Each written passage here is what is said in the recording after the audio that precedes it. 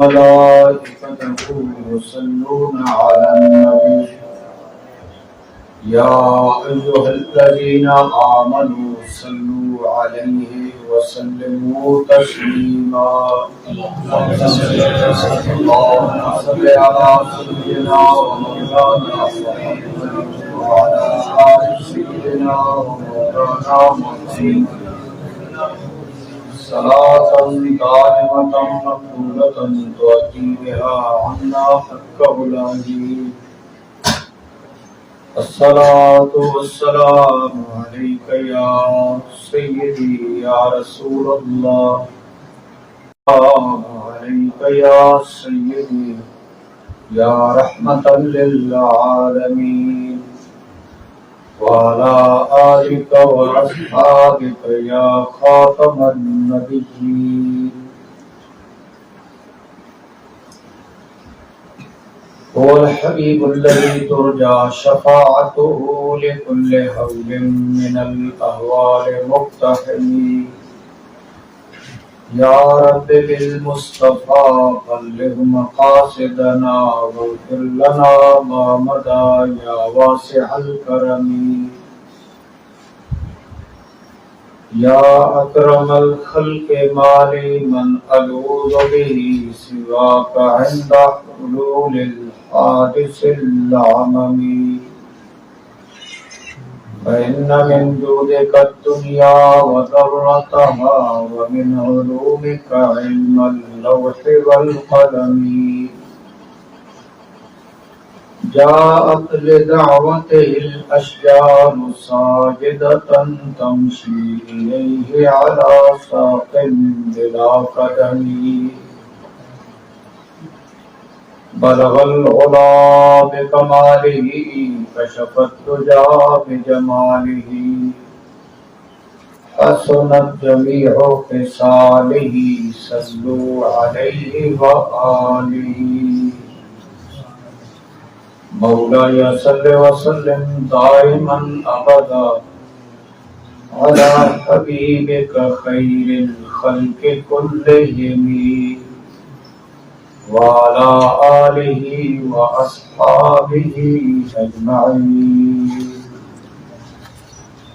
رب اشرح لي صدري ويسر لي أمري واحلل عقدة من لساني يفقهوا قولي معزز سامعین، تلاوت کردہ آیات کا ترجمہ سماعت فرمائیں۔ خالق کائنات جل شانہ نے ارشاد فرمایا، أَتَأْمُرُونَ النَّاسَ بِالْبِرِّ وَتَنْسَوْنَ أَنفُسَكُمْ وَأَنْتُمْ تَتْلُونَ الْكِتَابَ، کیا تم لوگوں کو نیکی کا حکم دیتے ہو اور اپنے آپ کو بھول جاتے ہو جبکہ تم کتاب کی تلاوت بھی کرتے ہو، قرآن حکیم کی تلاوت بھی کرتے ہو، کیا تمہیں عقل نہیں ہے؟ اور مدد لو صبر سے اور نماز سے، اور بے شک یہ نماز بھاری ہے ما سوا ان لوگوں کے کہ جن کے دل اللہ کے دربار میں عاجزی کے ساتھ جھکتے ہیں، جنہیں یقین ہے کہ انہیں اپنے رب سے ملنا ہے اور اسی کی طرف پھرنا ہے۔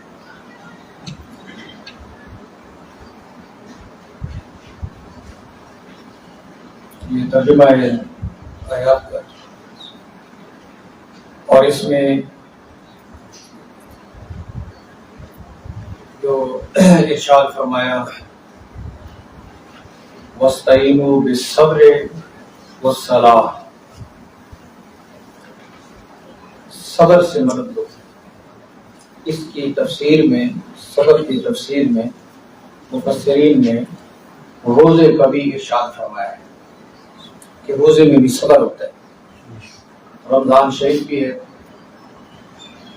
تو ان آیتوں کی تفسیر سے پہلے برکت حاصل کرنے کے لیے کچھ روزے کو بیان کرتا ہوں. ویسے تفسیر میں بھی صبر میں روزے کا معنی مراد لیا ہے، لیکن میں ابتداءً کچھ روزے کے متعلق بیان کرتا ہوں. رسول پاک صلی اللہ تعالی علیہ وسلم نے ارشاد فرمایا لِكُلِّ شَيْءٍ زَكَاةٌ وَزَكَاةُ الْجَسَدِ الصَّوْمُ. ارشاد فرمایا رسول پاک صلی اللہ تعالی علیہ وسلم نے کہ ہر شے میں زکوٰۃ ہے، ہر شے میں زکوٰۃ ہے، اور جو جسم ہے اس کی زکوٰۃ روزہ ہے. سبحان اللہ. بے شک. زمین کی پیداوار میں زکوٰۃ ہے، سونے اور چاندی میں زکوٰۃ ہے، جو نقدی ہمارے پاس اب چل رہی ہے اس میں زکوٰۃ ہے، اور جتنا بھی مال اسباب ہے اس سب میں زکوٰۃ ہے. جب وہ نصاب مکمل ہو جائے، نصاب مکمل ہونے پہ زکوٰۃ لازم ہو جاتی ہے.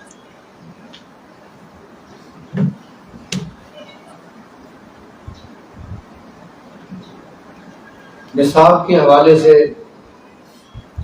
جو تفصیل ہے وہ کسی موقع پہ غالباً کچھ عرض کی ہے، نصاب کچھ تفصیل اس کی عرض کی ہے، اور مزید جو مقام آئے گا تو وہاں پہ نصاب کی تفصیل دوبارہ بھی عرض کر دی جائے گی.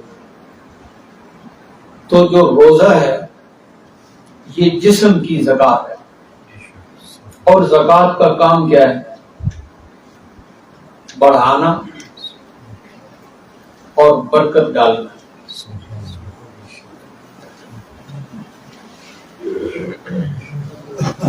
یہ زکوٰۃ کا کام ہے.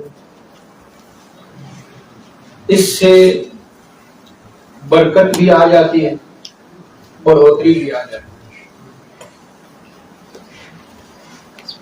اب اگر ان حقائق کو سمجھ لیا جائے تو بہت سے معاملات بندے کے حل ہو جاتے ہیں، اور یقیناً بندہ مومن کی کامیابی دونوں جہانوں میں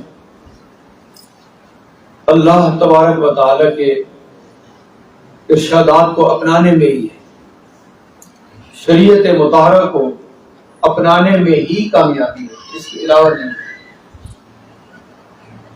اگر بندہ اپنے عقل اور دماغ کو شریعت کے ساتھ ٹکرائے تو یہ بے دینی بن جاتی ہے،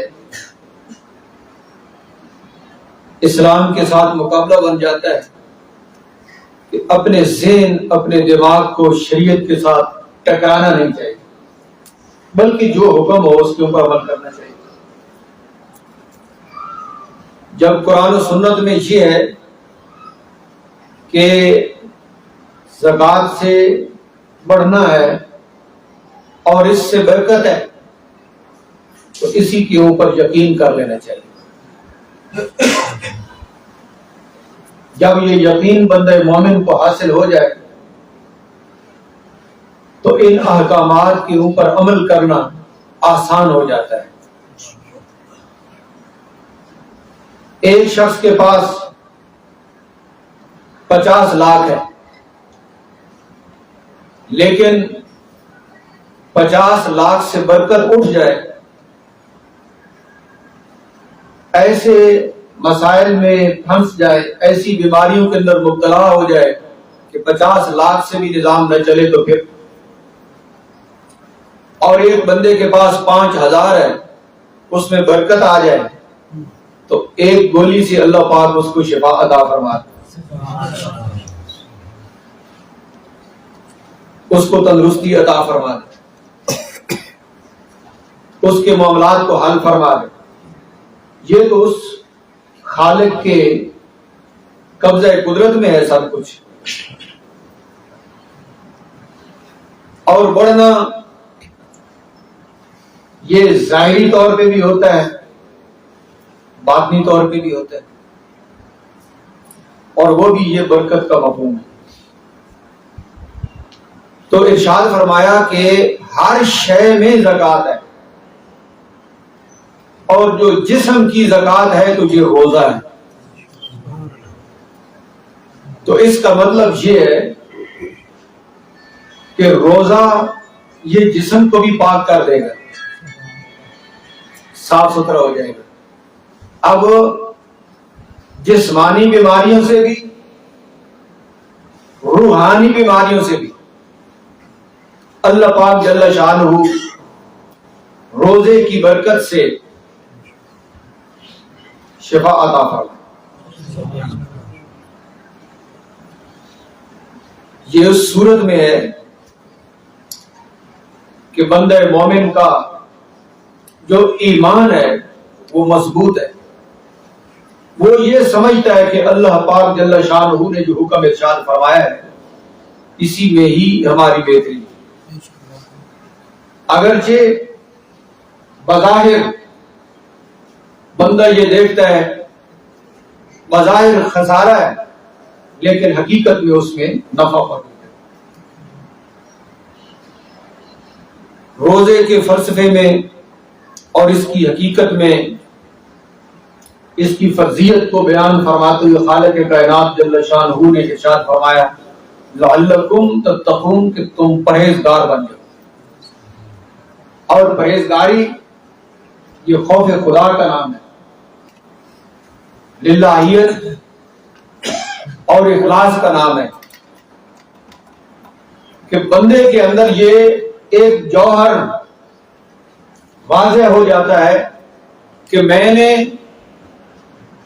اللہ پاک جل شانہ سے ڈرتے ہوئے ناجائز اور حرام سے رکنا ہے. یہ روزے سے یہ جوہر پیدا ہوتا ہے. جس طرح کی نماز برائی اور فحاشی سے روکتی ہے تو روزہ بھی ممنوعات سے محرمات سے روکتا ہے. کیونکہ جس وقت بندے کا روزہ ہوتا ہے تنہا کمرے میں ہوتا ہے، کھانے پینے کی چیزیں پڑی ہیں تو وہ نہیں کھاتا نا، کیونکہ اس کے ذہن میں یہ بات ہے کہ میرا رب مجھ کو دیکھ رہا ہے، اس لیے وہ نہیں کھاتا.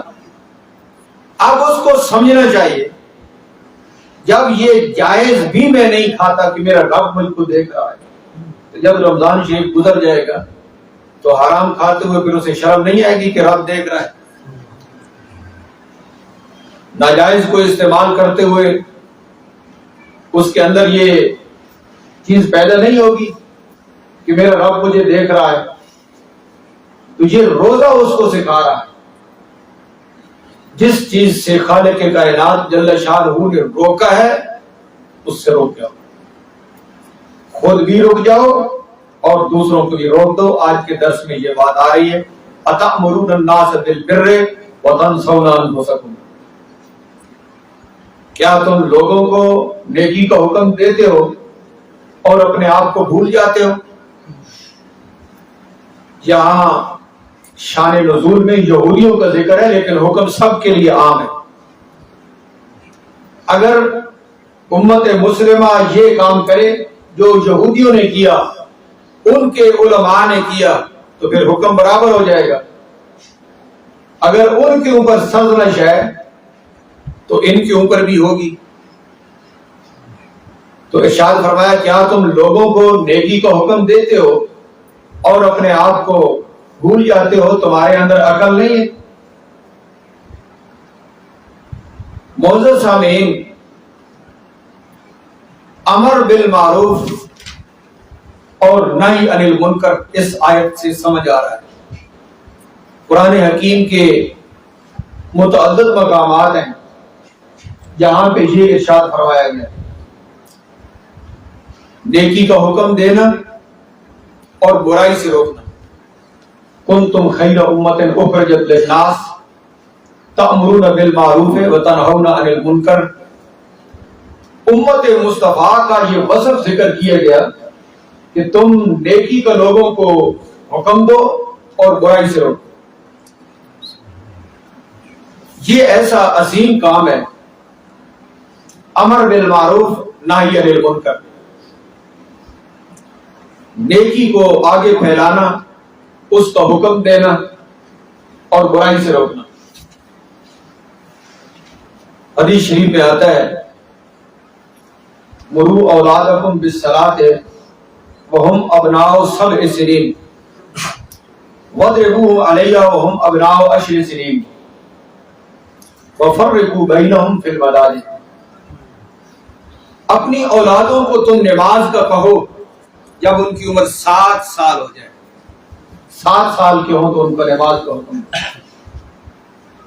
अब जबकि औलाद को नमाज का हुक्म दे रहा होगा तो इसने अपने आप को तो नहीं भूलना, खुद भी पढ़नी पड़ेगी और अपनी औलाद को भी हुक्म देगा, उनको नमाज का पाबंद बनाएगा। और इरशाद फरमाया कि जब 10 साल की उम्र हो जाए तो फिर उनको सजा भी दो कि तुमने नमाज क्यों नहीं पढ़ी। वफर्रिकू बैनहुम फिल मदाजिद, और जब 10 साल की उम्र हो जाए तो अपने बच्चों के बिस्तर भी अलग अलग कर दो, उनका बिस्तर अब इकट्ठा नहीं होना चाहिए। रसूल पाक सल्लल्लाहु अलैहि वसल्लम ने यह वज़ाहत इरशाद फरमा दी। अब अपने बच्चों को नमाज का पाबंद करना यह बाप का काम है।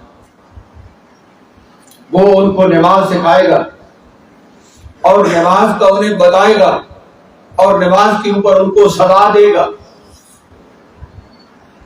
और रहने सहने के तरीके उनको बताएगा और जो गलत काम है उनसे रोकेगा। अब हमारा मुआशरा जो बड़ी तेजी से खराबियों की तरफ जा रहा है, फसाद की तरफ जा रहा है, तो हम सिर्फ जिम्मेदार ठहरा देते हैं मुआशरे को, हुक्मरानों को, मुअल्लिमीन को, दरसगाहों को, असातिज़ा को, हम उनको मुजरिम ठहरा देते हैं। लेकिन देखना यह चाहिए कि इस सबक को शुरू कहां से होना था, वहां से यह सबक शुरू हुआ या नहीं। ये तो वालिद ने शुरू करना है और फिर उसी सबक को असातिज़ा ने आगे चलाना है और फिर मुआशरा भी इसी से बनेगा, माहौल भी इसी से बनेगा। मुआशरा और माहौल अफराद का ही तो नाम है, और अगर अफराद की तरबियत इस तरह होगी जिस तरह के रसूल पाक सल्लल्लाहु अलैहि वसल्लम ने इरशाद फरमाया तो मुआशरा अच्छा हो जाएगा। अब जब मुआशरा अच्छा होगा तो जो आमाल होते हैं यही उम्माल होते हैं। हज़रत अली मुर्तज़ा रज़ियल्लाहु ताला ने फरमाया, इन्नमा आमालुकुम उम्मालुकुम, तुम्हारे जो अमल है यही तुम्हारे हुक्मरान है। अगर अमल अच्छा हो जाएगा तो हुक्मरान खुद ब खुद अच्छा होगा। अच्छे अमलों वाले अच्छे हुक्मरानों का इंतखाब करेंगे। जब मुआशरा सारा बिगड़ा हुआ होगा तो अमल हुक्मरान भी ऐसे ही हो। तो ये अमर बिल मारूफ और नाही अनिल मुनकर, नेकी का हुक्म देना, नेकी को आगे पहुंचाना, बुराई से रोकना, ये जो इसकी पहली दरसगाह है वो घर है, वो मां की गोद है, वो बाप है जहां से ये सबक शुरू होना चाहिए इस्लाम का, नमाज का, दीन का, कि अपने बच्चों को ये बताया जाए कि हम मुसलमान हैं और मुसलमान कौन होते हैं, हमारा दीन क्या है, दीन इस्लाम क्या है। ये सबक तो घर से शुरू हो जाता है। मोअज़्ज़ज़ सामीने किराम, जब से हमारे मुआशरे से ये सारे मामलात बाहर निकल गए तो मुआशरे के अंदर एक खतरनाक किस्म का बिगाड़ पैदा हो चुका है। इस हद तक मुआशरा खराबियों का, फसादात का शिकार हो चुका है कि अब खराबियां और गलतियां इसको महसूस भी नहीं होती। जिस तरह के वो मशहूर है ना कि बदबू में रहने वाला जो शख्स है उसकी हिस्स ही खत्म हो जाती है, उसे महसूस ही नहीं होता कि मैं बदबू के अंदर रह रहा हूं। जो बाहर से बंदा आता है उसको पता चलता है कि इस माहौल में बदबू है। خود اس کے اندر جو موجود ہے اسے پتہ ہی نہیں ہوتا. تو ہمارا معاشرہ اس قدر غلط ہو چکا ہے، راہ راست سے ہٹ چکا ہے کہ اسے اب محسوس بھی نہیں ہو رہا کہ میں راہ راست سے ہٹوں. اب اس کو کوئی بتانے والا بھی نہیں، کوئی اس کو راہ دکھانے والا بھی نہیں. حدیث شریف میں آتا ہے کہ اللہ پاک جل شانہ نے حضرت جبرائیل علیہ السلام کو ارشاد فرمایا کہ جو فلاں بستی ہے اس کو الٹ دے. جس طرح کی یہ زلزلے آتے ہیں، سیلاب آتے ہیں، عذاب آتے ہیں، اللہ پاک جل شانہ نے ارشاد فرمایا حضرت جبرائیل علیہ السلام کو کہ فلاں بستی کو بالکل الٹ دو. حضرت جبرائیل علیہ السلام نے عرض کی پروردگار عالم اللہ پاک کو تو پتہ ہے، یہ سوال کرنا، یہ پوچھنا، یہ جواب کا آنا، اس میں حکمتیں ہیں. اللہ پاک جل شانہ نے ارشاد فرمایا کہ اس بستی کو الٹ دو. حضرت جبرائیل علیہ السلام نے عرض کی پروردگار عالم اس بستی کے اندر ایک نیک بندہ موجود ہے جس نے آج تک نافرمانی نہیں کی، نیکیوں پہ لگا ہوا ہے، عبادت اور ریاضت پہ لگا ہوا ہے. تو اللہ پاک کو تو پتہ ہے، اس کے علم سے تو کوئی شے باہر نہیں ہے. اور حضرت جبرائیل علیہ السلام کو بھی پتہ ہے کہ اللہ کو پتہ ہے، لیکن اس کے باوجود پوچھا تو خالق کائنات جل شانہ نے ارشاد فرمایا کہ جبرائیل بالکل اس آبادی کو تہس نہس کر دے، الٹ پلٹ دے. کیوں کہ یہ خود عبادت میں لگا ہوا ہے، نیکیوں میں لگا ہوا ہے، اور معاشرے کے اندر جو فساد ہے، جو خرابی ہے، اس کو دیکھ کر کبھی اس کی جبین کے اوپر سلوٹ ہی نہیں پڑی، کبھی اس نے پریشانی کا اظہار ہی نہیں کیا. یہ دیکھ کر کہ معاشرے کے اندر خرابی ہو رہی ہے، اس لیے یہ بھی برابر کا مجرم ہے. لہذا جب عذاب آتا ہے تو پھر سب کا رگڑا نکل جاتا ہے. ہاں، جس کی ذمہ داری ہے وہ اگر اپنی ذمہ داری نبھاتا رہے، لوگ اس پہ عمل کریں یا نہ کریں، یہ خود بری ذمہ ہو جائے گا. اللہ پاک جل شانہ اتنا پابند نہیں فرماتا جو انسان کی طاقت میں نہ ہو. تو بندہ یہ کہتا رہے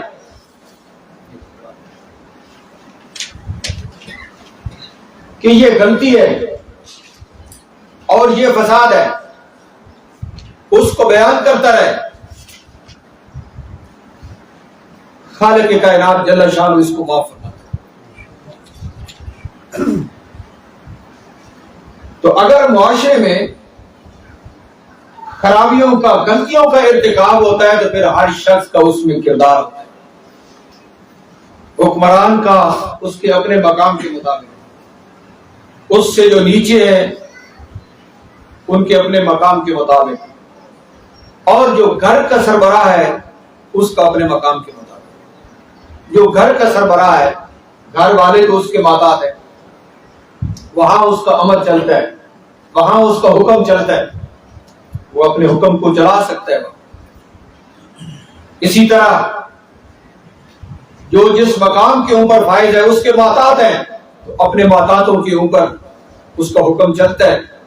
اگر حکم نہ بھی چلے تو بات کر سکتا ہے کہ تم نے نماز کیوں نہیں پڑھی، تمہیں نماز پڑھنی چاہیے، تم نے یہ غلطی کیوں کی، تمہیں یہ غلطی نہیں کرنی چاہیے، کم از کم اس کا فرض تو ادا ہوتا ہے. رسول پاک صلی اللہ تعالی علیہ وسلم نے ارشاد فرمایا من رأى منکم منکرا فلیغیرہ بیدہ فإن لم یستطع فبلسانہ فإن لم یستطع فبقلبہ وذلک اضعف الایمان. تم میں سے جو شخص کوئی برائی دیکھتا ہے معاشرے میں تو اس کو اپنے ہاتھ سے روکے، اگر اپنے ہاتھ سے نہیں روک سکتا تو زبان سے روکے، اگر زبان سے نہیں روک سکتا تو پھر اپنے دل سے اس کو برا جانے. یہ آخری درجہ ہے. اب یہ اپنے اپنے مقام کے مطابق ہے. کسی کا مقام ہے کہ اس برائی کو وہ ہاتھ سے روک سکتا ہے، کسی کا مقام ہے کہ وہ صرف بول سکتا ہے، اہل علم بول سکتے ہیں، وہ بتا سکتے ہیں کہ یہ غلطی ہے اور یہ ٹھیک ہے. اور اگر کوئی بول نہیں سکتا تو وہ دل کے اندر اس کو برا جان سکتا ہے اور اس برائی سے، اس غلطی سے اپنے آپ کو ہٹا سکتا ہے کہ اپنے دل میں اس کو برا جان رہا ہے. حدیث شریف میں آتا ہے کہ اگر کسی مقام کے اوپر برائی کا ارتکاب ہو رہا ہو اور کوئی شخص وہاں پہ موجود ہے، دل سے اس کو برا جانتا ہے اور جتنا بچا سکتا ہے اس کو لامعنی بچاتا ہے. جب دل سے برا جانتا ہے تو پھر اپنے آپ کو بچاتا بھی ہے. تو یہ ایسے ہوگا جیسے وہاں پہ موجود نہیں ہے، حالانکہ اسی کے ماحول میں برائی کا ارتکاب ہوا، لیکن وہ دل میں نفرت رکھتا ہے، دل میں کراہت رکھتا ہے. اور یہاں پر شارحین نے ایک بات لکھی ہے کہ وہ دل میں کڑتا رہتا ہے اور اس کے دل میں یہ جذبہ ہے کہ میں کر کچھ نہیں سکتا، میں بول نہیں سکتا، دل میں برا جان رہا ہے اور ساتھ یہ جذبہ رکھتا ہے کہ جس دن میرے اندر طاقت آئے گی میں بول پڑوں گا، جس دن میرے اندر طاقت آئی میں ہاتھ سے اس کو روکوں گا، لیکن آپ تو میرے اندر طاقت نہیں ہے.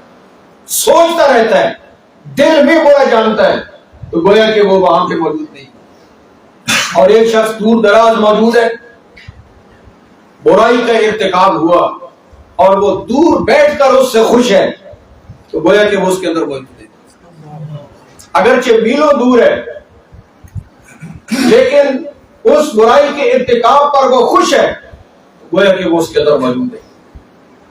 اللہ پاک جل شانہ ظاہری صورتوں اور ظاہری عملوں کو نہیں دیکھتا، اللہ پاک دلوں کے حال دیکھتا ہے. خالق کائنات جل شانہ دل کی صورت حال کو دیکھتا ہے کہ دل میں کیا ہے، بندہ مومن کے دل میں کیا ہے. حدیث شریف میں آتا ہے کہ قیامت والے دن ایک شخص سے پوچھا جائے گا کہ فلاں مقام پہ جو غلطی ہوئی تو نے وہاں پہ اپنا کردار کیوں نہیں ادا کیا؟ تو وہ کہے گا کہ پروردگار عالم تیری رحمت سے تو بڑا امیدوار ہوں، لیکن میرے بس میں نہیں چلتا تھا، مجھے ڈر تھا کہ یہ لوگ کھا جائیں گے مجھے. گویا کہ اس کی طاقت نہیں تھی، اپنے دل میں برا جان رہا تھا. اللہ پاک اس کو معاف فرما دے. اب یہ صرف دل کا حال ہے. جب دل کے اندر بندہ یہ نفرت رکھ لے منکرات سے، منہیات سے، غلط چیزوں سے، جو شرع کے خلاف ہے ان سے، دل کے اندر نفرت رکھ لے اور جتنا اس کے اوپر وہ اثر مرتب ہو سکتا ہے وہ کرے، تو اللہ پاک جل شانہ اس کو عطا فرماتا ہے، ثواب عطا فرماتا ہے، اس کا اجر عطا فرماتا ہے. تو یہ معاشرے کے اندر ہر شخص کا ایک کردار کہ وہ جو نیکی کے متعلق بات ہے اس کو وہ ضرور کرے، جتنی کر سکتا ہے اتنی ضرور کرے اور اس کے اوپر خود عمل کرے اور دوسروں کو روکے. لیکن آپ سمجھتے ہیں کہ ہمارے معاشرے میں صورتحال یہ ہے کہ ہر شخص کہتا ہے کہ ہمیں کسی سے کیا غرض ہے، ہمیں کسی سے کیا غرض ہے، بس اپنا آپ ٹھیک رکھو اور کسی کو کچھ نہ کہو. تو ایک دفعہ اپنا فرض تو ادا کر دیں، اگر زبان سے نہیں ہوتا تو دل سے ہی کر دیں، الگ ہو جائیں. بندہ دیکھے تو اسے محسوس ہو جائے کہ یار یہ جو بندہ ہے نا یہ میرے متعلق نفرت رکھتا ہے، سائڈ پہ ہو جاتا ہے، علیحدہ ہو جاتا ہے، مجھے یہ اہمیت نہیں دیتا. تو اگر پوچھے تو پھر اس کو بتایا جا سکتا ہے کہ ادھر نماز کا وقت ہوتا ہے اور تو تاش کھیل رہا ہوتا ہے، ادھر نماز کا وقت ہوتا ہے اور تو فلاں معاملات جو خلاف شرع ہے ان میں تو مصروف ہوتا ہے، تو میں کیسے تیرے ساتھ بیٹھوں یا کیسے تیرے ساتھ بات کروں. تو اس کو احساس ہو جائے گا. یہاں تک کہ ہمارے معاشرے کے اندر جس قدر بھی فسادات ہیں اور خرابی ہیں، ایک تو ہم یہ کہتے ہیں نا کہ قانون کوئی نہیں ہے کہ وہ ان کے اوپر گرفت کرے. تو میں نے عرض کیا کہ ہم سارا ملبہ جو ہے نا وہ حکومت کے اوپر ڈال دیتے ہیں یا معاشرے کے اوپر ڈال دیتے ہیں. اور یہ نہیں دیکھتے کہ اس میں ہمارا بھی کچھ کردار ہے، ہم بھی کچھ کر سکتے ہیں۔ چلو اگر حکمران ٹھیک نہ ہو تو اصحاب کہف نے ہجرت نہیں کر لی تھی وہاں سے؟ انہوں نے تو اپنے ایمان کو بچانے کے لیے ہجرت کر لی تھی، انہوں نے کہا کہ ہم پہاڑوں میں رہیں گے، غاروں میں رہیں گے، لیکن یہ جو خلاف شرع پہ ہمیں مجبور کرتے ہیں ہم جہاں پہ نہیں رہتے، اللہ پاک جل شان ان کو سنبھال لیا تھا، اور ان کا ذکر پھر آج تک قرآن میں چل رہا ہے۔ سبحان اللہ، بے شک۔ تو یہ ایک کردار ہوتا ہے معاشرے کے اندر کہ اگر معاشرے کے اندر غلطی ہے، فساد ہے، ظلم ہے، زیادتی ہے، تو جن افراد کی طرف سے ہے ان کو تم ہاتھ سے نہیں روک سکتے، زبان سے بھی نہیں روک سکتے بسا اوقات کہ بھئی ان کی طاقت زیادہ ہے، تو اتنا تو کر سکتے ہو کہ ان کو چھوڑ دو، دل میں برا جان کے ان کو چھوڑ دو۔ یہ ایسی سزا ہے جو بڑے سے بڑا حکمران بھی نہیں دے سکتے۔ اگر معاشرے میں، محلے میں کوئی ایسا شخص ہے کہ جس نے عقیدہ غلط کیا اور لوگوں کو پتہ ہے کہ یہ اللہ رسول کے خلاف جا رہا ہے، یہ قرآن و سنت کے خلاف جا رہا ہے، اور یہ لوگوں کے ایمان خراب کر رہا ہے، اگر لوگوں کو پتہ چل گیا کہ اس کا عقیدہ غلط ہے تو اب راہ و رسم کے طور پہ اس کے ساتھ معاملات نہ رکھیں، بلکہ اس کو چھوڑ دیں، اس کو چھوڑ دیں، اس کا عقیدہ ادھر ہی اس کے ساتھ ہی دفن ہو جائے گا۔ جب وہ مرے گا تو اس کے ساتھ ہی اس کا گندا عقیدہ دفن ہو جائے گا۔ لیکن اگر قطع تعلقی نہ کی گئی اور اس کے ساتھ راہ و رسم رکھا گیا تو پھر اس کے نظریات آگے پھیلیں گے، لوگ اثر لیں گے اور لوگ سہولیات کی طرف جاتے ہیں، اور شیطان جو ہے وہ راہ راست سے ہٹانے میں لگا ہوا ہے۔ اسی طرح کردار کے اعتبار سے کوئی غلط ہے، زانی، شرابی، ڈاکو، قاتل ہے، تو لوگ اس کو چھوڑ دیں، مکمل طور پہ اس کے ساتھ دعا و سلام چھوڑ دیں، دکھ سکھ اس کے ساتھ چھوڑ دیں، تنہا کر دیں اس کو، وہ جتنا بڑا بھی ہے وہ وہاں ہی دفن ہو جائے گا۔ یہ تو حکم ہے کہ ایسوں کو تم چھوڑ دو۔ تو کیا ہم یہ کردار معاشرے میں ادا کر رہے ہیں؟ یقیناً نہیں کر رہے۔ اکثریت اس سے غافل ہے، جس کی وجہ سے ہر قسم کی برائی معاشرے کے اندر وہ آگے چل رہی ہے، آگے پھیل رہی ہے۔ اور لطف بات یہ، میں نے آگے بھی ایک مقام پہ عرض کی، گزشتہ کل میرے ایک بڑے دوست علامہ عبدالرازق، وہ بلوچستان میں بڑا وہ مذہبی ذمہ داریاں نبھا رہے ہیں، وہ میرے پاس آئے اور انہوں نے مجھے بتایا کہ ایک عالم دین ایک مسجد میں 30 سال سے خدمت انجام دے رہے تھے، 30 سال سے۔ محلے میں ایک بدماش آ کے اس کے ساتھ اختلاف ہوا عالم دین کا۔ عالم دین نے کہا کہ میں تیری بات نہیں مانتا، وہ بدماش تھا، سارے لوگ اس کے ساتھ ہو گئے اور 30 سال کے بعد عالم دین کو مسجد سے فارغ کر دیا۔ یہ انہوں نے مجھے بتایا۔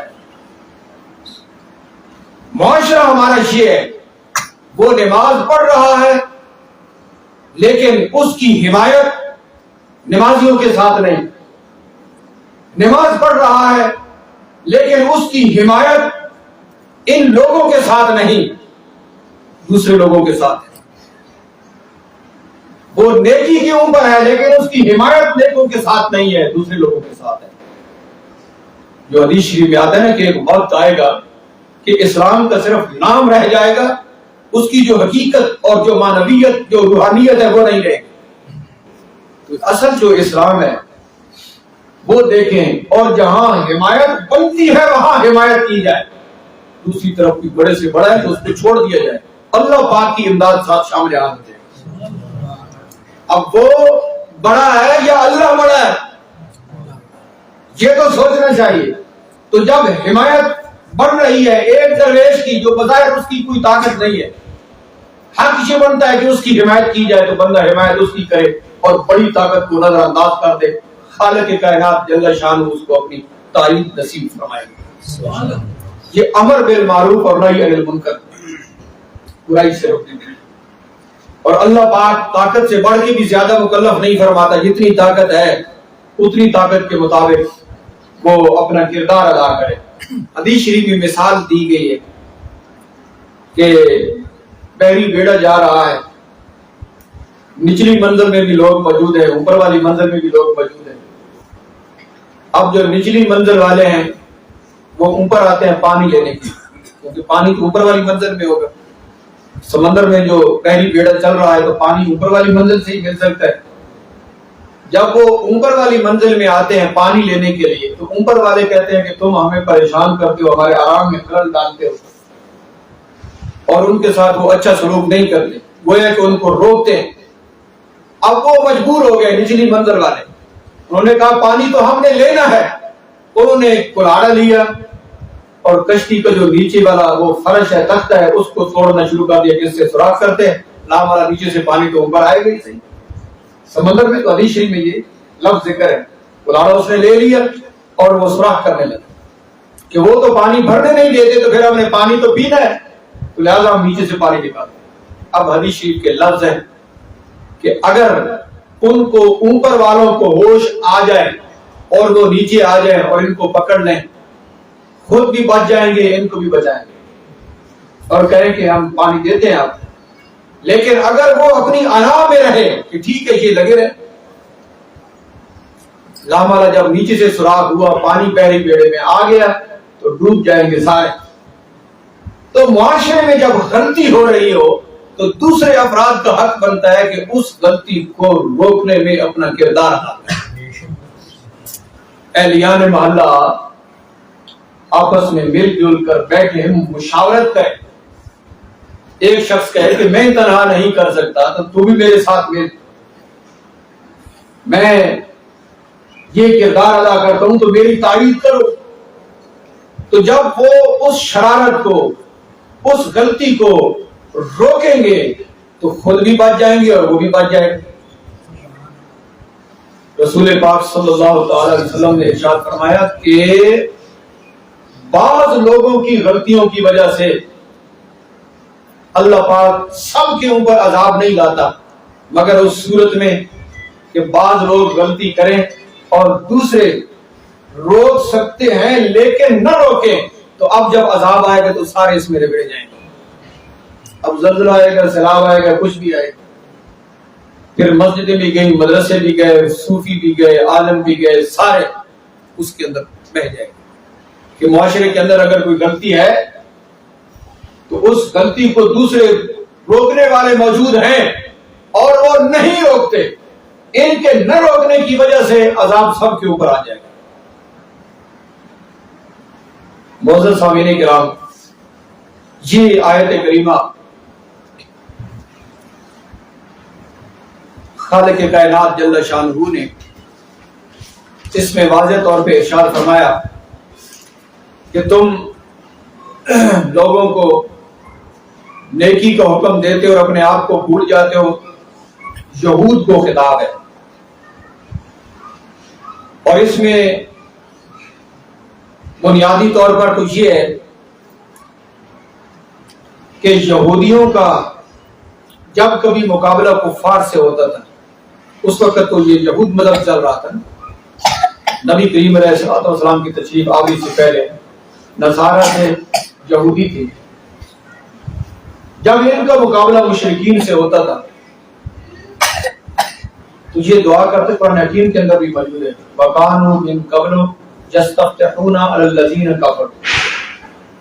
कुफ्फार के मुकाबले में ये उस वक्त जो अहले ईमान थे यहूदी, ये जब इनका मुकाबला कुफ्फार के साथ और मुशरिकीन के साथ होता था तो ये दुआ करते थे, अल्लाहुम्मा इन्ना नस्अलुका बिहक्कि नबिय्यिका अल्लज़ी बअतना अन तवासौ फी आखिर ज़माने अन तंसुरना यौमा अला अदुबिना व युनसरू। वो ये दुआ करते थे कि ऐ परवरदिगार आलम, हम दुआ करते हैं और हम तेरे दरबार में ये सवाल करते हैं कि उस नबी के वसीले से हमें कुफ्फार के ऊपर फतह अता फरमा, जिस नबी के बारे में तूने वादा फरमाया है, हमारी किताबों में मौजूद है कि आखिर जमाने में मबूस होंगे। हम उस नबी का वसीला पेश करते हैं जिसने आखिर जमाने में आना है कि परवरदिगार आलम कुफ्फार के ऊपर हमें फतह दे। तो लफ्ज है हदीस शरीफ की कि अल्लाह पाक उनको फतह अता फरमाए। सुभान अल्लाह। उस तरफ इशारा है कि लोगों को तो तुम ये कहते थे اور فتح بھی حاصل کرتے تھے اور یہ بھی بیان کرتے تھے کہ وہ سچے ہیں، اور اب جب کہ آ گئے ہیں تو تم کفر کرتے ہو۔ رسول پاک صلی اللہ تعالی علیہ وسلم نے ارشاد فرمایا کہ جو بنو اسرائیل کے علماء ہیں انہوں نے اپنے عوام کو روکا، غلطیوں سے گناہوں سے روکا، لیکن وہ نہ روکے۔ جب نہ روکے تو انہوں نے کہا کہ ہمارا الگ تو گزارا ہو نہیں سکتا، وہ بھی ان کے سامنے برابر ہو گئے۔ اب وہ برابر ہو گئے، حالانکہ ان کا یہ فرض بنتا تھا کہ وہ لوگوں کو روکیں، اگر لوگ نہیں روکتے تو ان کے ساتھ نہ ملیں بلکہ علیحدہ ہی رہیں۔ علماء کا یہ کام ہے کہ وہ کلمہ حق لوگوں کو بتائیں، اگر لوگ مان جائیں تو ٹھیک ہے، ورنہ یہ نہیں کہ تم نے نہیں مانا تو پھر آپ مل کر رہتے ہیں، ہم تمہارے ساتھ مل جاتے ہیں، نہیں، بلکہ اہل حق کو ہمیشہ حق پہ رہنا ہوگا، اگرچہ وہ الگ تھوڑے ہو جائیں اور دوسرے معاشرے سے الگ ہو جائیں، لیکن وہ اپنے حق کے اوپر قائم رہیں اور اپنے حق کو وہ بیان کرتے رہیں۔ سامعین ذی وقار، یہ قرآن حکیم کی ہدایت، قرآن حکیم کا نور، قرآن حکیم کا فیض ہے کہ ہم درس قرآن کو سن کر اس کے اوپر عمل کرنے کی کوشش کریں کہ قرآن ہمیں کیا کہتا ہے، ہمیں کون سا سبق سکھاتا ہے، اور اس کے اوپر ہم چلنے کی کوشش کریں۔ کچھ تفصیل سماعت فرمائیں ان آیتوں کے ذیل میں جو ارشاد فرمائی۔ خالق کائنات جل جلالہ و عظم نوالہ نے ارشاد فرمایا وَاسْتَعِینُوا بِالصَّبْرِ وَالصَّلَاةِ، مدد حاصل کرو تم صبر سے اور نماز سے۔ اور یہ نماز بڑی بھاری ہے، لیکن جو ڈرنے والے ہیں، جن کے دل میں خوف ہے، تقویٰ ہے، اللہ کے دربار میں جھکنے والے ہیں، ان کے لیے بھاری نہیں۔ تو تم اس سے مدد حاصل کرو، صبر سے اور نماز سے۔ ارشاد فرمایا، یہاں پہ احادیث کو درج فرمایا نماز اور صبر کے حوالے سے۔ رویہ انہ علیہ السلام کان اذا حزبہ امر فزع الی الصلاۃ، رسول پاک صلی اللہ تعالی علیہ وسلم کو جب کوئی پریشانی ہوتی تو نماز کی طرف متوجہ ہو جاتے، جب بھی کوئی پریشانی یا مشکل آتی تو نماز کی طرف متوجہ ہو جاتے۔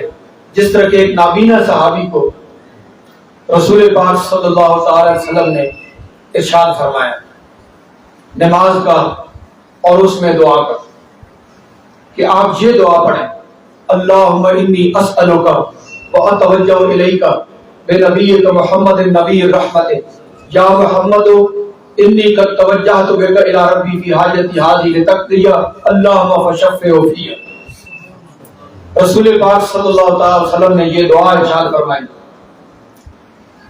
کہ یہ دعا تم پڑھو کہ اے اللہ میں تم سے مانگتا ہوں، میں تیری طرف متوجہ ہوتا ہوں، لیکن تیرے پیارے محبوب محمد کریم صلی اللہ تعالی علیہ وسلم کے وسیلے سے میں تیری طرف متوجہ ہوتا ہوں۔ اور پھر یا محمد انی قد توجہت بک الی ربی فی حاجتی ہذہ، یا رسول اللہ صلی اللہ تعالی علیہ وسلم میں آپ کے وسیلے سے اپنے رب کی طرف متوجہ ہوں، یا اللہ میری اس پریشانی کو دور فرما دے، میرے اس مسئلے کو حل فرما دے۔ رسول پاک صلی اللہ تعالی وسلم نے یہ کلمات ارشاد فرمایا کہ تم یہ پڑھو۔ تو روایت میں لفظ ہے کہ جب کوئی پریشانی آتی تو نبی پاک علیہ الصلوۃ والسلام نماز کی طرف متوجہ ہو جاتے ہیں، اور صبر سے بھی مدد لو، نماز سے بھی مدد لو۔ جب نماز پڑھو گے تو اللہ پاک اپنی امداد کو نازل فرمائے گا، دعا مانگو گے اللہ پاک اپنی امداد کو نازل فرمائے گا۔ تو صبر میں ارشاد فرمایا کہ جب صبر تم کر رہے ہو تو اس کا مطلب یہ ہے کہ تمہاری نظر خالق کائنات کے اوپر لگی ہوئی کہ اللہ پاک اس مشکل کو دور فرما دے اور کشادگی اور آسانی کو نازل فرما دے. تو بندہ اللہ کی طرف متوجہ ہے, پروردگار کی طرف متوجہ ہے کہ پروردگار عالم اس کی مشکل کو آسان فرمائے. اور ارشاد فرمایا کہ یہ نماز بھاری تو ہے لیکن جو خشوع خضوع والے ہیں ان کے لیے بھاری نہیں. اب جس بندے کا ارادہ ہوتا ہے کہ میں نے نماز پڑھنی ہے, جس بندے مومن کے دل میں محبت ہوتی ہے کہ میں نے نماز پڑھنی ہے, تو اس کے لیے نماز تراویح سب آسان ہو جاتی ہے. جس کی نظر اس بات پہ لگی ہوئی ہے کہ رسول پاک صلی اللہ تعالی وسلم نے ارشاد فرمایا کہ قیامت والے دن قرآن کہے گا کہ پروردگار عالم میں نے اس کو رات کے وقت سونے سے روک دیا تھا, یہ مجھے پڑھتا رہا اور مجھے سنتا رہا, پروردگار میں اس کی سفارش کرتا ہوں, اللہ پاک اس کی سفارش کو قبول فرمائے گا. اب جس بندے مومن کی نظر اس بات پہ ہے کہ میں قرآن پڑھتا ہوں, قرآن سنتا ہوں, تھکتا ہوں, تو یہی قرآن قیامت والے دن میری سفارش کرے گا, میری شفاعت کرے گا. تو جب نتیجے کے اوپر نظر ہوتی ہے تو پھر تھکاوٹ چلی جاتی ہے, اور جو تھکاوٹ ہوتی بھی ہے اس کو وہ بڑے دل کے ساتھ اٹھاتا ہے, اس کو برداشت کرتا ہے. تو ارشاد فرمایا کہ تم صبر اختیار کرو اور نماز پڑھو. اس میں بہتری ہے جب بندے کے اندر یہ جوہر پیدا ہو جائے کہ میں نے صبر کرنا ہے, آسائشوں کو چھوڑ دے, آسانیوں کو چھوڑ دے اور صبر کو اختیار کرے تو خالق کائنات اس کو اس کا نتیجہ عطا فرمائے. اب صبر کیا ہے؟ علامہ اسماعیل حقی نے جو ارشاد فرمایا وہ صبر سمجھ. اللہ اکبر. مفسرین نے کیسا کیسا ہمیں سمجھایا ہے. میں کہتا ہوں کہ ان کلمات کو اگر سونے کے ساتھ بھی تولا جائے تو کم ہے, جن سے بندے مومن کو رہنمائی ملتی ہے. دنیا کے اندر بھی آسانی, قبر کے اندر اور حشر کے اندر بھی آسانی. دنیا کے اندر آسانی تو یہ ہے کہ جو ہے اس پہ راضی ہو گئے تو یہ آسانی ہے, اور اگر دل میں تڑپ رہے اور زیادہ کی جستجو رہے تو بندہ تھکا رہے گا. بالکل لامانا اس کو وہ پا بھی نہیں سکتا, خواہش بھی اپنی بڑی رکھتا ہے اپنے آپ سے, اور اس خواہش کے لیے کوشاں بھی رہتا ہے, وہ ملتی بھی نہیں ہے تو تھکاوٹ بھی رہتا ہے. اور جس بندے کو اللہ پاک نے یہ نور عطا فرمایا کہ جو ہے ٹھیک ہے تو یہ آسانی میں اسی پہ وہ راضی ہے, اللہ پاک اس کو آسان فرما دیتا ہے. تو صبر کو بیان فرمایا کہ صبر کیا ہے. ارشاد فرمایا کہ صبر یہ ہے کہ اللہ تتمنا حالتاً سوا ما رزقک اللہ والرضا بما قضى اللہ من امر الدنیا کا وآخرہ. ارشاد فرمایا کہ صبر یہ ہے کہ خالق کائنات جل شانہ نے جس صورتحال پہ تجھے رکھا ہوا ہے اس کے سوا تو تمنا نہ کرے. صبر یہ ہے کہ اللہ پاک نے جس صورتحال میں تجھے رکھا ہوا ہے اس کے سوا تو کوئی اور تمنا نہ کرے, بلکہ تو اسی پہ اللہ پاک کا شکر ادا کرے کہ میرے مالک جس حال میں تو نے مجھے رکھا ہوا ہے مجھ سے تو مجھ کو زیادہ جانتا ہے تو میں اس پہ خوش ہوں. یہ صبر ہے. اور دنیا اور آخرت کے معاملے میں اللہ پاک نے جو اس کے لیے فیصلہ فرما دیا ہے اس پہ اپنی رضا خدا ہے. میرے مالک جو تو نے فیصلہ کر دیا میں اس پہ راضی ہوں. علامہ اسماعیل حقی نے فرمایا کہ یہ ایسی چیز ہے کہ جس طرح کے پورے وجود کے اندر ایک سر کا مقام ہے, اس کا یہ مقام ہے. اگر بندے کے اندر یہ جوہر پیدا ہو جائے کہ وہ اللہ پاک کی رضا کو سامنے رکھے اور اس بات کو سامنے رکھے کہ پروردگار عالم جو تو نے عطا فرما دیا, جس حال میں تو نے رکھا ہوئے ہم تیرے اوپر خوش. اب حسد بھی چلا جائے گا کہ حسد نیکیوں کو اس طرح کھا جاتا ہے جس طرح آگ لکڑیوں کو کھا جاتی ہے. اب اگر وہ اس بات پہ راضی ہے تو دنیا کے معاملے میں اپنے سے اوپر کسی کو دیکھ کر سڑے گا تو نہیں, حسد تو نہیں کرے گا، اس کی غیبت تو نہیں کرے گا، اس کے ساتھ عناد تو نہیں کرے گا کہ اس کی نیکیاں اور اس کی یہ پرہیزگاری بچی رہے گی اور یہ سہولت میں رہے گا، آسانی میں رہے گا۔ اور اس کے بعد ارشاد فرمایا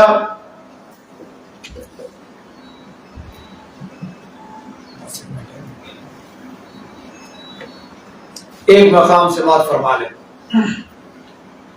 کہ خالق کائنات جل شانہ اعمال کی جزا دیتا ہے، اس کے دربار میں نہ کوئی کمی ہے نہ کوئی ایسی چیز ہے کہ جو اس کو روک سکے، نعوذ باللہ۔ جو بندہ مومن عمل کرتا ہے اس کی رضا کے لیے اس کا عمل کبھی ضائع نہیں جاتا۔ ہاں یہ ہے کہ عمل ہو اس کے لیے، خالق کائنات کے لیے ہو، کسی اور کے لیے نہ ہو، مقصد سامنے یہ ہو کہ میرا رب مجھ سے راضی ہو جائے، وہ عمل خالق کائنات جل شانہ ضرور قبول فرماتا ہے۔ ارشاد فرمایا من جاء بالحسنۃ فلہ عشر امثالھا، دیکھیے کوئی بندہ اگر ایک نیکی کرتا ہے تو اللہ تعالیٰ اس کو 10 گنا عطا فرماتا ہے۔ گناہ جب ایک کرتا ہے تو سزا اسی ایک گناہ کی، لیکن جب نیکی کرے گا تو اللہ پاک 10 گنا عطا فرمائے۔ اور پھر دوسرا مقام کہ جب بندہ کوئی صدقہ و خیرات کرتا ہے تو اس کے متعلق ارشاد فرمایا مثل الذین ينفقون اموالهم في سبيل الله كمثل حبة انبتت سبع سنابل في كل سنبلة 100 حبة۔ وہ لوگ جو اللہ کی راہ میں خرچ کرتے ہیں اپنے مال، اس خرچ کرنے کی مثال اس طرح ہے کہ جس طرح کہ ایک دانے سے 7 خوشے نکلیں اور ہر خوشے میں 100 دانے۔ ایک نیکی کرے تو 10 گنا،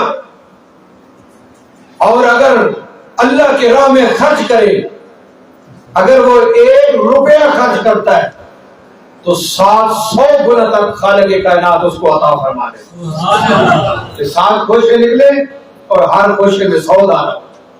اور پھر اس کے بعد جو صبر کرنے والے ہیں انما یوفی الصابرون اجرهم بغیر حساب، اور جو صبر کرنے والے ہیں ان کے متعلق ارشاد فرمایا کہ ان کا جو ثواب ہے اور ان کا جو اجر ہے وہ بغیر حساب کے۔ سبحان اللہ۔ صبر کرنے والوں کا ثواب اور صبر کرنے والوں کا جو اجر ہے اس کی گنتی نہیں ارشاد فرمائی کہ جو نیکی کرے گا اس کو 10 گنا ملے گی، جو صدقہ کرے گا اس کو 700 گنا تک ملے گا، لیکن جو صبر اختیار کرے گا اس کی جو جزا ہے اس کی گنتی بھی نہیں۔ سبحان اللہ۔ روزے کے اندر بھی صبر ہے، حالات و واقعات کے اندر بھی صبر ہے، دنیا کے معاملات کے اندر صبر ہے، جو پریشانیاں ابتلا آتا ہے اس کے اندر بھی صبر ہے۔ تو اللہ پاک ان صبر کرنے والوں کو بے حد و حساب عطا فرماتا ہے۔ اس مقام پہ ارشاد فرمایا تفسیر میں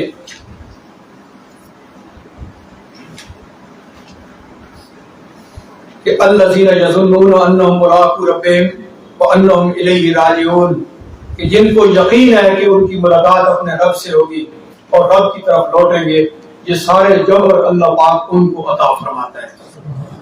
اس کے حوالے سے ایک حدیث جو انہوں نے درج فرمائی ہے وہ میں آپ کے سامنے پڑھ دیتا ہوں اور پھر اس کے بعد ٹائم اتنا ہی ہے۔ نبی کریم علیہ الصلوۃ والسلام نے ارشاد فرمایا من احب لقاء اللہ احب اللہ لقاءہ ومن کرہ لقاء اللہ کرہ اللہ لقاءہ۔ جن کو یقین ہے کہ ہم نے اللہ کے پاس جانا ہے ان کا کیا مقام، ان کی نظر موت پہ ہوتی ہے، قبر پہ ہوتی ہے۔ رسول پاک صلی اللہ تعالی علیہ وسلم نے ارشاد فرمایا کہ دلوں کو زنگ لگ جاتا ہے، جس طرح کہ لوہے کو پانی لگے نا اس کو زنگ لگتا ہے۔ تو صحابہ اکرام رضوان اللہ علیہم اجمعین نے عرض کی یا رسول اللہ اس زنگ کو اتارنے کا طریقہ کیا ہے؟ نبی کریم علیہ السلام نے ارشاد فرمایا کہ کثرت ذکر الموت و تلاوت القرآن، موت کو زیادہ یاد کرنا اور قرآن حکیم کی تلاوت کرنا یہ ایسے عمل ہیں کہ جو دل کے زن کو اتار دیتے ہیں۔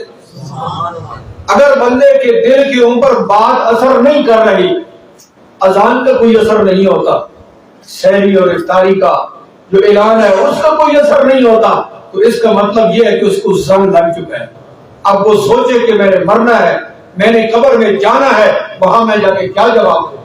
قرآن حکیم کی تلاوت کرے، اللہ پاک اس کے دل کے زن کو اتارے گا اور اس کو بات سمجھ آئے گی۔ ارشاد فرمایا کہ جس شخص نے اللہ کی ملاقات کو پسند کیا، اللہ بھی اس کی ملاقات کو پسند کرتا ہے، اور جو اللہ کی ملاقات کو ناپسند کرتا ہے، اللہ پاک بھی اس کی ملاقات کو ناپسند کرتا ہے۔ تو اللہ جس نے اپنی موت کو یاد رکھا ہوا ہے اور اپنی موت کے لیے تیاری جو ہے اس نے کر رکھی ہے، تو وہ اس کے دل میں یہ بات ہے کہ ٹھیک ہے، ڈرتا بھی ہے، خوف بھی ہے، لیکن ذہن میں یہ بات بھی رکھتا ہے کہ آخر میں نے اللہ کی طرف لوٹ کر جانا تو ہے، تو وہ اس کو زیادہ ناپسند نہیں رکھتا۔ تو جب وہ دل میں اس کی محبت کو لائے گا تو خالق کائنات اس کی ملاقات کی بھی محبت رکھتا ہے۔ کتنا خوش نصیب ہے وہ شخص کہ جو اس دنیا سے اٹھے تو اللہ پاک کی محبت کو پائے۔ اللہ پاک جل شانہ رمضان شریف کی برکات ہمیں نصیب فرمائے اور درس قرآن کو صحیح طریقے سے سمجھ کے عمل کی توفیق نصیب فرمائے۔ وآخر دعوانا الحمدللہ۔